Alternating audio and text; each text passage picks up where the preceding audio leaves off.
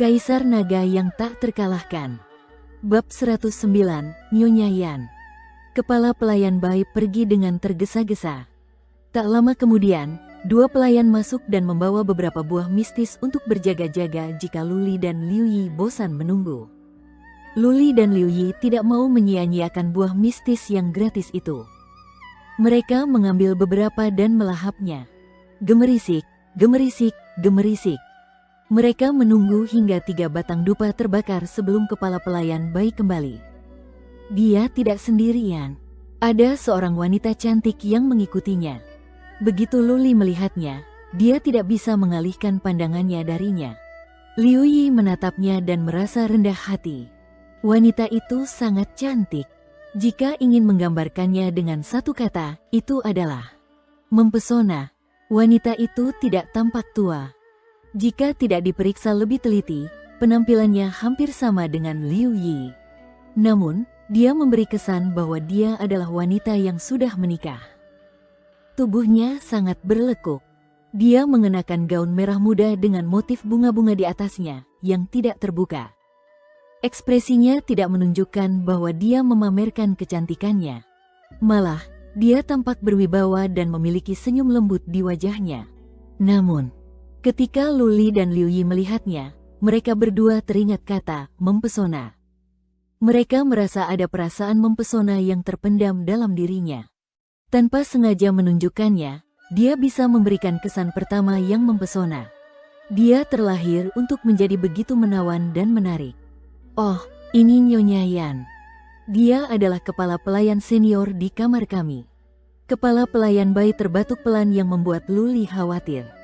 Ia memperkenalkan Nyonya Yan kepada Luli dan Liu Yi dan berkata sambil tersenyum, "Kami telah mengevaluasi buah ulat darah yang kalian bawa. Nyonya Yan hanya lewat saja. Ia ingin bertemu dengan kalian."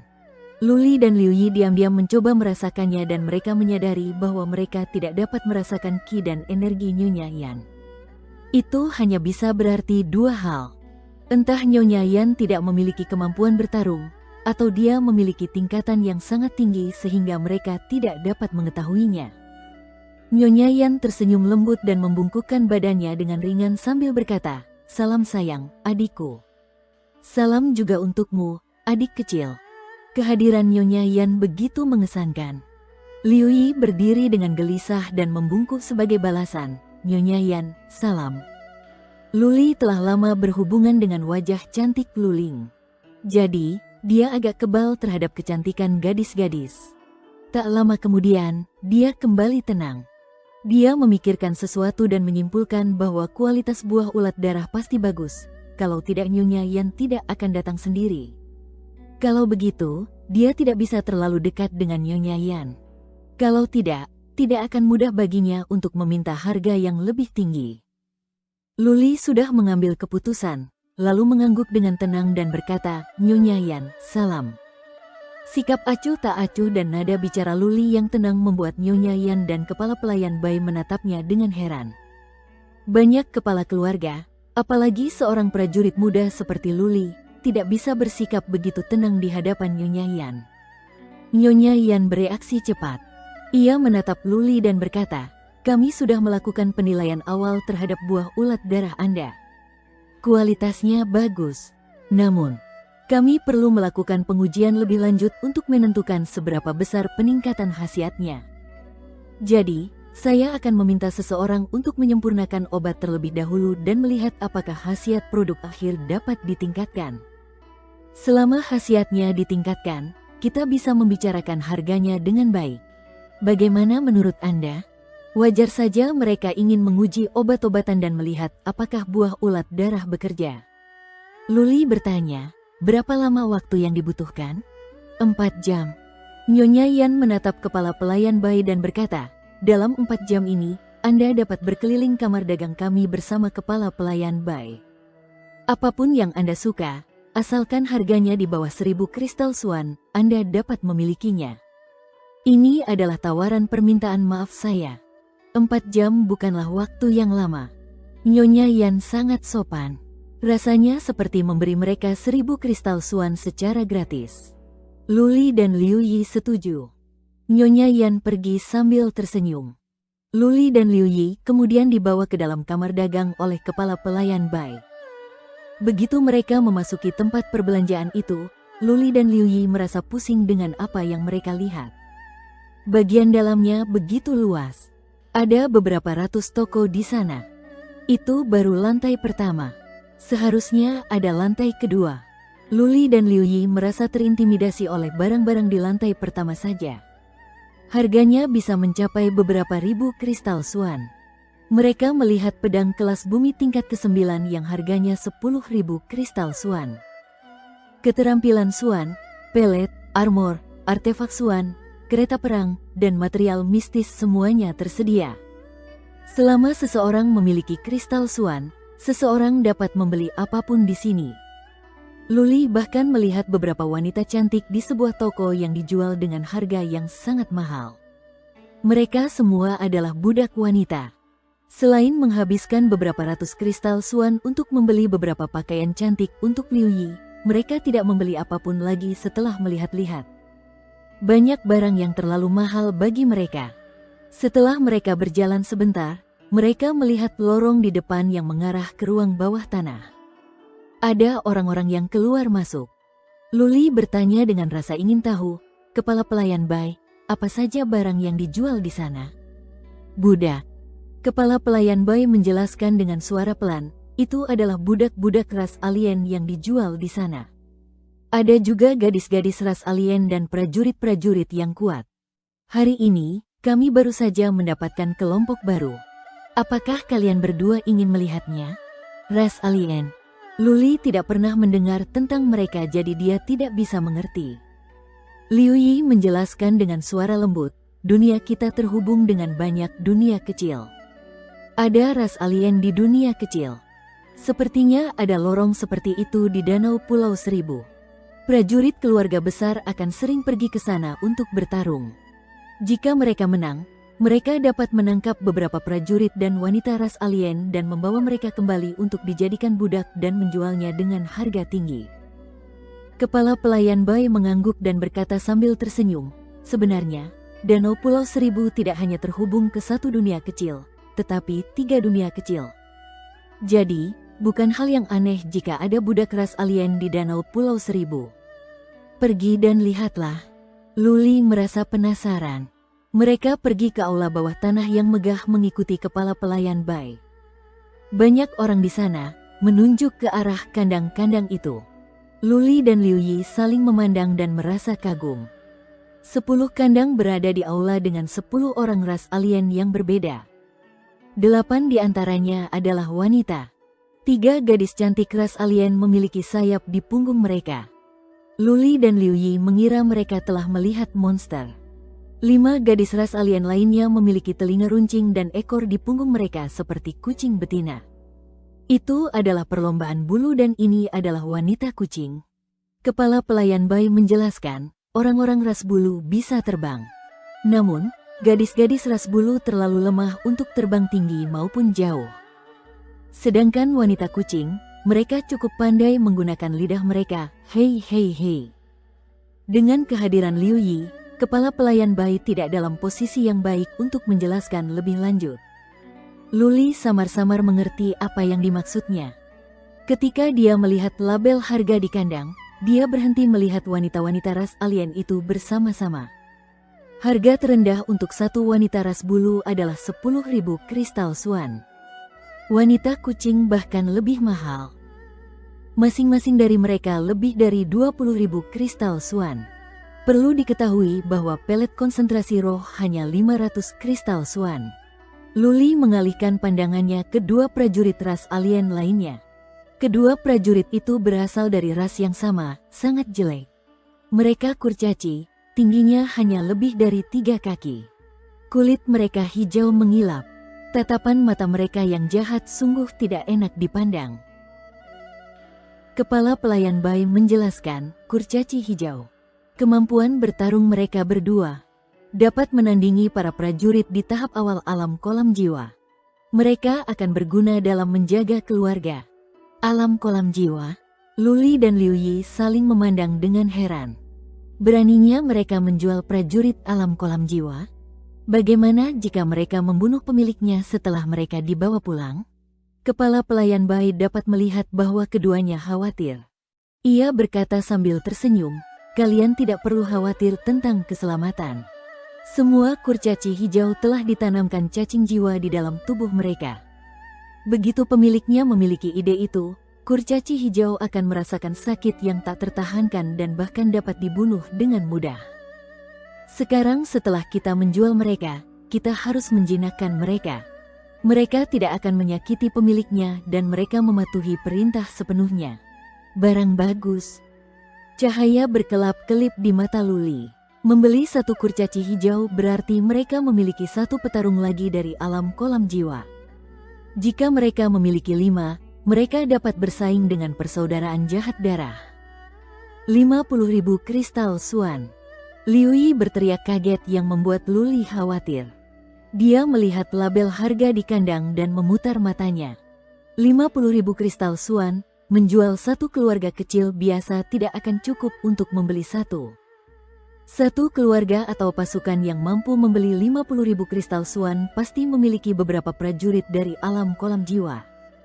Mengapa mereka membutuhkan budak seperti ini? Apa yang ditambahkan oleh kepala pelayan bayi selanjutnya memotong ide Luli untuk membeli budak jenis ini. Kurcaci hijau adalah pemakan yang baik. Mereka hanya memakan material mistis khusus. Material mistis yang mereka makan sehari bernilai sekitar 30 kristal Suan. Jadi budak jenis ini tidak populer. 30 kristal Suan sehari, yang berarti hampir 1.000 per bulan dan lebih dari 10.000 per tahun. Bahkan keluarga tingkat 4 akan merasa sulit untuk mendukung budak semacam ini. Bab 110, pria muda itu luar biasa.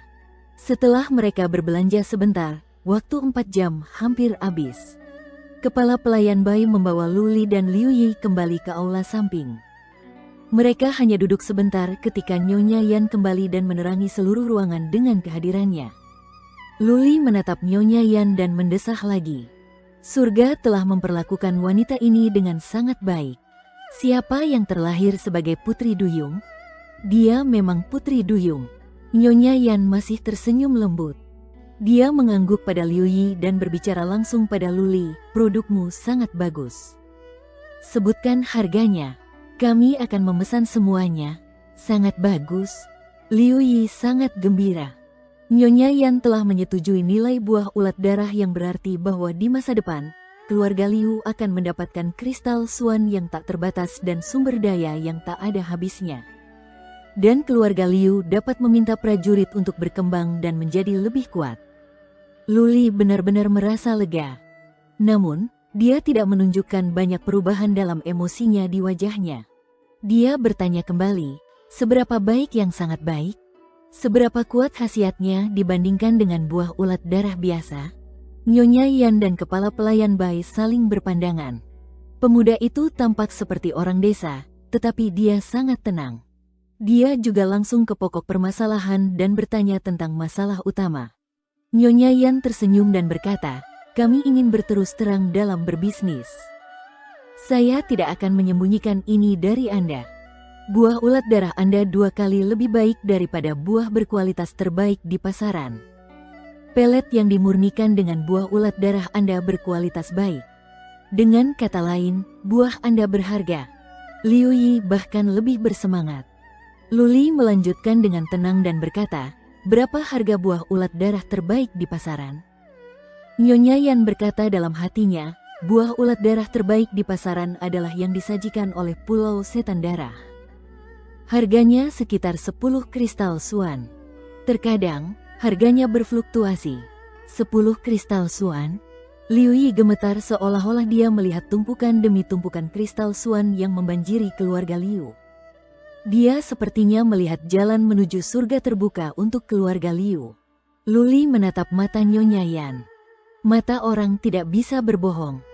Ketika orang berbohong, mereka akan mengalihkan pandangan. Luli mempelajari hal ini dari Luling. Baru saja, mata Nyonya Yan masih seperti air. Kamar dagang penjara surga adalah yang terbesar di Danau Pulau Seribu. Orang-orang di sini tidak akan berbohong. Luli memikirkannya dan berkata, "Tentukan harga." Nyonya itu merenung sejenak dan menjawab, 20 kristal suan per buah ulat darah. Ini adalah tawaran terbaik yang bisa kuberikan padamu. Jika kepala pelayan baik, dia tidak akan punya wewenang untuk memberikan tawaran seperti itu. 20 kristal suan? Liu Yi terengah-engah. Namun, tidak ada emosi yang terlihat di wajah Luli. Dia mempertimbangkannya dan berkata, Nyonya Yan, saya dapat menyediakan buah ulat darah untuk jangka panjang. Juga, kita dapat membuat kesepakatan khusus untuk Anda. Pasokan jangka panjang? Nyonya Yan dan kepala pelayan bayi saling memandang, terkejut. Buah ulat darah terbaik adalah buah yang disediakan oleh Pulau Setan Darah selama ribuan tahun. Mereka mengira Luli mendapatkannya dari suatu tempat aneh. Mereka tidak menyangka bahwa persediaan itu bisa bertahan lama. Nyonya Yan memikirkannya sejenak dan berkata dengan tegas, 25 kristal suan untuk masing-masing, tetapi persediaan ini harus eksklusif. Jika kami mengetahui bahwa Anda menjualnya ke tempat lain, kami akan meminta pertanggungjawaban Anda. Kesepakatan. Luli akhirnya tersenyum. Ia mengulurkan tangannya dan berkata, semoga kita berhasil bekerja sama. Nyonya Yan terkejut. Kemudian dia tertawa dan bertepuk tangan dengan Luli. Di sisi lain, Liu Yi merasa seperti masih dalam mimpi. Dia tidak dapat mempercayainya. Mereka memperoleh lebih dari 10.000 kristal suan untuk 500 buah ulat darah. Keluarga Liu tidak perlu khawatir tentang kristal suan dan sumber daya dalam waktu dekat. Nyonya Yan melambaikan tangannya untuk memberitahu kepala pelayan untuk menangani masalah lainnya. Kemudian dia tersenyum dan berkata kepada Luli, Kakak, aku belum tahu namamu. Dan nama adik perempuanmu. Luli tidak menyembunyikannya. Akan sangat mudah untuk menggali informasi tentangnya jika Nyonya Yan mau. Dia menjawab, nama saya Luli. Itu diambil dari sebuah ungkapan yang berarti berkilau dan mempesona. Ini Liu Yi, kepala keluarga kami. Kepala keluarga? Nyonya Yan terkejut meskipun dia tidak mengatakan apa-apa. Dia mengobrol sebentar dengan mereka dan pergi. Kepala pelayan bayi membawa kristal suan. Namun dia tidak membawa sekantong penuh. Sebaliknya, dia memberi mereka sebuah tanda mata. Kepala pelayan bayi menjelaskan, ini adalah token dari kamar dagang kami. Ada cabang di semua pulau tingkat 4. Anda bisa mendapatkan kristal suan di salah satu cabang. Setelah Anda mengonversi token menjadi milik Anda sendiri, Anda dapat melihat nomor kristal suan di sana. Tidak apa-apa bahkan jika Anda kehilangan token.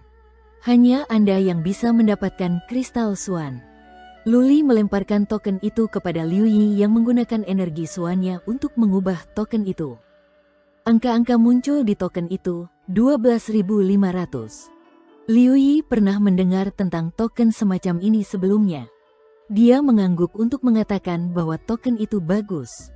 Dia mengembalikan token itu kepada kepala pelayan bayi dan memintanya untuk mendapatkan 3.000 kristal suan untuk mereka. Mereka tidak memiliki cukup kristal suan untuk membawa formasi teleportasi untuk kembali. Ketika kepala pelayan bayi memberi mereka kristal suan, Liu Yi bertanya lagi, kepala pelayan bayi, berapa harga pelet suan surgamu? Kepala pelayan bayi menjawab, bagi orang luar, harganya 100 kristal suan per butir. Anda sekarang adalah tamu terhormat kami, jadi hanya 80 kristal suan. Terima kasih, kepala pelayan bayi. Liu Yi mengangguk. Harganya terdengar masuk akal, 20 kristal suan lebih murah dari harga pasaran. Dia menyerahkan token itu lagi dan berkata, tolong belikan 50 pelet suan surga untukku. Kepala pelayan bayi pergi lagi. Luli bertanya dengan bingung, untuk apa kamu membeli begitu banyak pil surgawi suan? Apa gunanya pil semacam ini? Liu Yi tersenyum dan berkata, untuk kultivasimu. Untukku, Luli terkejut. Liu Yi menghabiskan 4.000 kristal suan sekaligus dan itu untuknya. Liu Yi menjelaskan, di masa depan, keluarga Liu akan memberimu aliran pil suan surgawi yang stabil untuk kamu kultivasi. Terlebih lagi, ketika kita memiliki lebih banyak kristal suan nanti, aku akan membelikanmu pil suan ilahi. Tanpa bantuan pelet, kultivasi alam laut roh akan terlalu lambat. Dengan pelet surga Suan, kecepatan kultivasi Anda dapat ditingkatkan lebih dari selusin kali lipat. Keluarga Liu tidak memiliki prajurit yang kuat. Semakin kuat Anda, semakin aman keluarga Liu. Saya tidak melakukan ini sepenuhnya untuk Anda. Ini juga untuk keluarga Liu. Jangan menolak ini. Tanpa Anda, bagaimana kita bisa menanam buah ulat darah? Lebih dari selusin kali, mata Luli berbinar. Ketika dia berkultivasi secara tertutup di Pulau Naga Darah, dia merasa kecepatan kultivasinya sangat lambat.